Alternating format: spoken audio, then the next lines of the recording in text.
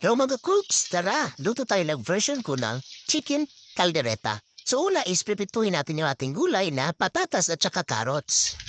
Sunod is magisa na tayo ng sibuyas at saka ng bawang. Pag okay na, idagdan na natin tong ating chicken. So balit 5 parts to mga cooks na malalaki, kaya hinati ko to. Kaya alam muna natin yan na magisa at lumabas yung mga juices nito. Yaon. Pag ganyan ang itsura, haluin natin.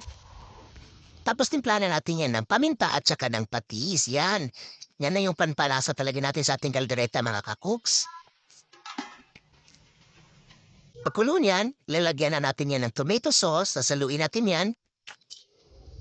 So lutuin muna natin yung tomato sauce. Pagkulo niyan, dagdagan natin ng tubig at saka yung liver spread. Yun. So maraming tubig nilagay ko mga kakuks kasi gusto ko yung maraming sauce na isasawag sa kanin. Sarap. Pagkulo niyan,